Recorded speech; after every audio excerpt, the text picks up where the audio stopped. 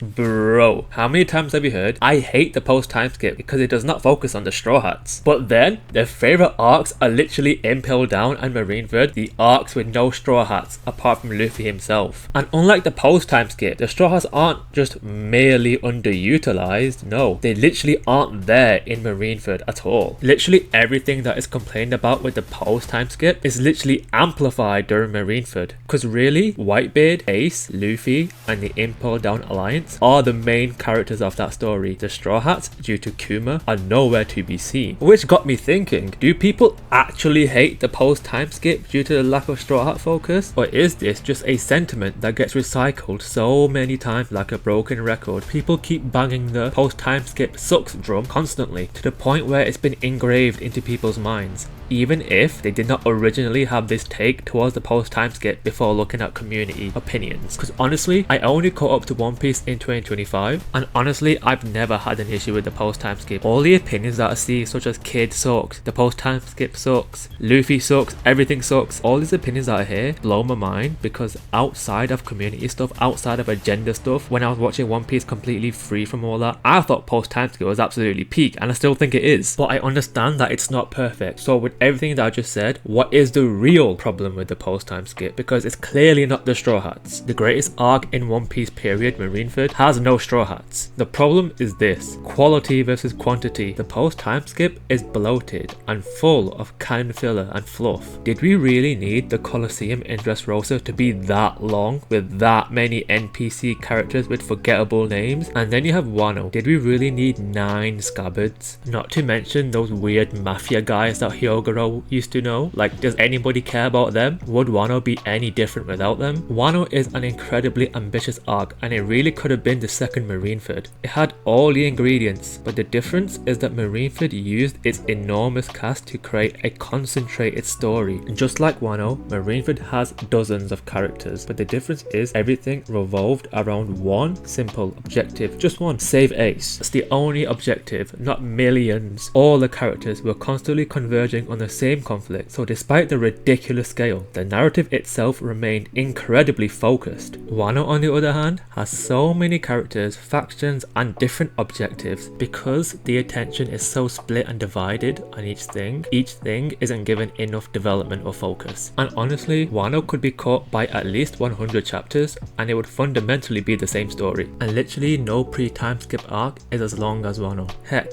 Wano is longer than some manga, and ultimately that's why I think the problem with the post-time skip isn't simply that the Straw Hats don't get enough focus, because in reality they do get focus. We had a whole arc for Sanji. Dressrosa was literally Usopp's arc. He is the hero of that arc. He is responsible for the Grand Fleet. And Wano had amazing character writing for Robin's, Sanji, and Zoro's fights. Marineford feels massive because of the impact of what is happening, whereas Wano feels massive because of the amount of things that is happening. In a nutshell, the post-time skip is too ambitious. It is doing too much. Adding more plot lines doesn't make the story feel richer. It just gives the story more things to juggle, making each plot line feel underdeveloped and not paid off. But when it's Marineford, when the only objective is one, just save Ace, the payoff is so much better. So it really has nothing to do with no Straw Hats, but more like there's too much going on and each plot line doesn't have a satisfying payoff. That's the issue. Impel Down and Marineford proves that you don't need the Straw Hats for a good arc.